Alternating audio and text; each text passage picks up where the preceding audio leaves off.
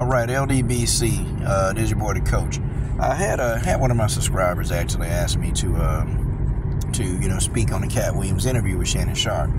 And I wasn't going to really talk about this. I just didn't see a need to, but they want to hear what my afterthoughts was. Well, my afterthoughts are this, okay? I think Katt Williams said a lot of stuff, and me personally, I feel like can't nobody really prove him wrong.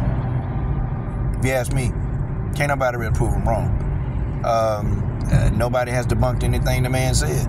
Ain't nobody debunked it. This man that came out, did a whole lot of exposing, and nobody can prove it wrong. So because all these people, celebs, is coming out, having something to say about it, and they're just talking on emotion, but they're offering no proof, I believe the man right.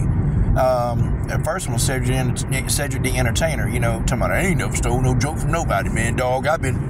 Well, number one, I know he lying, because when Shannon Sharp asked me to steal the jokes, the man nodded yes, but said no. So to me, when somebody nod yeah and they say no, that's a clear sign that you're lying. That's number one. And number two, on YouTube, there's a side-by-side comparison video of Cedric the Entertainer and Katt Williams doing the exact same joke. Now, mind you, Katt Williams, did the same joke, but he did it earlier. Okay, and Cedric the Entertainer did that joke later. So that would have to be a factual event that Cedric the Entertainer in fact stole a joke from Katt Williams and used it as his own. And in the comedy world, stealing people's jokes, that's a big no-no.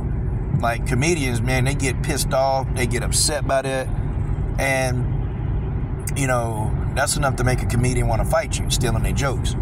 So, we know Cedric the Entertainer is lying, okay? And he is lying because that's proof. It's not me thinking that he's lying. It's a factual proof that Cedric the Entertainer stole a joke from Katt Williams. That's a fact, okay? Then he talked about Wanda Smith, Wanda Smith was going in on him, she was taking little jabs at him, and they were small jabs, and to the naked eye, they didn't really seem like that they were a lot. It didn't seem very much. But, you have to really understand people and human mannerisms and, just verbal communication. You have to understand that. Because she was taking little jabs, and then, you can tell that Katt was starting to get more and more offended. And then hit the last straw with him, because she had taken these little jabs at him, and he let the first two go. He let them go, and he kept on with the interview. But then when she did it again, he called her a poor interviewer. He called the woman a poor interviewer. And, I knew then that, the man done had enough, okay? Katt Williams done had enough of this BS of this woman, trying to take these little jabs and try to berate him, And that's how that whole thing started. Wanda Smith, she started that whole incident, that whole altercation. She started that. And, he roasted her to death. Well, that's his job. You don't go in front of the world and try to roast a comedian. You just don't do that. Those guys, they're quick with it. They can think on their feet.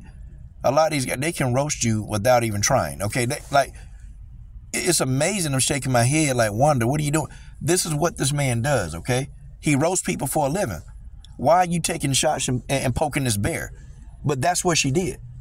So then, the woman's husband tried to shoot him in the face. And that's a fact. That's a factual thing. It's on camera. You can't refute it. It's on camera.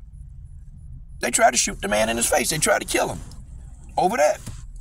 So I agree with a lot of things he said. I agree with a lot of things he said. He even talked about, how these people like taking shortcuts, and I can get down with that because I'm a coach. They like taking shortcuts. They don't want to work and do what they got to do. Katt, this man talking about, man, I done 119 world tour. Literally, that's what he was saying. He said, man, these guys ain't doing stand-up anymore because they can't do it.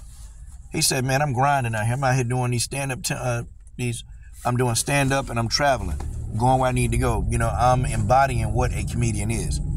Real comedy is doing stand-up. That's what he said. Real comedy is stand-up, okay? Doing real comedy, it's stand-up.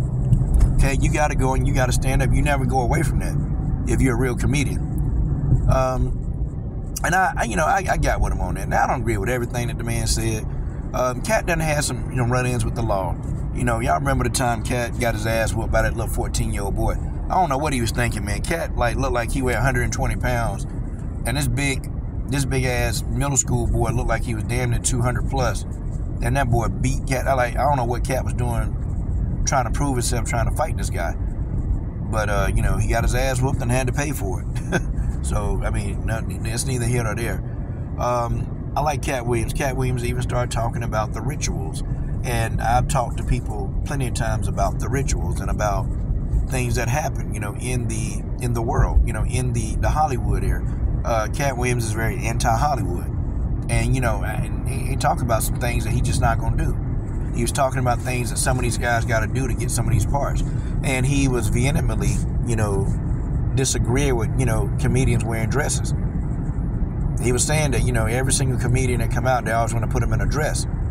Katt Williams said, "I'm not wearing a dress." He said they tried to put him in a dress many times, and he just said no.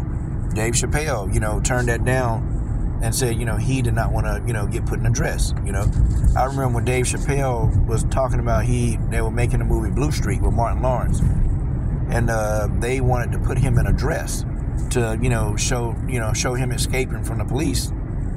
You know, Martin Lawrence sneaking him out in the dress, but Dave Chappelle said, "No, I'm not going to do that."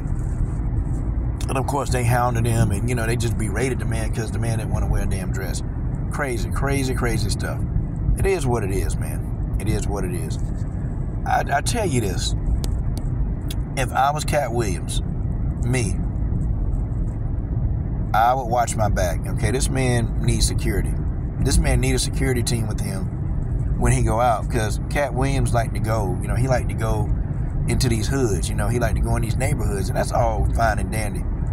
This man need a security team, because, you know, a guy like Katt Williams, you know, he easy, bro.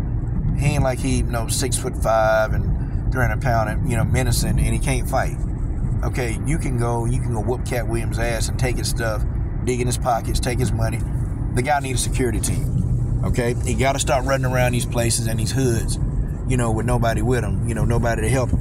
It's stupid to have all that damn money and you don't go get yourself a security team. Dumb. But I think this is just the beginning of what Katt Williams is going to continue to do. This is just the beginning, okay, because I'm going to tell you now, I think more stuff is going to come out, but the more that he exposes, the more that he better keep his mouth shut, or the more that he better have that damn security team.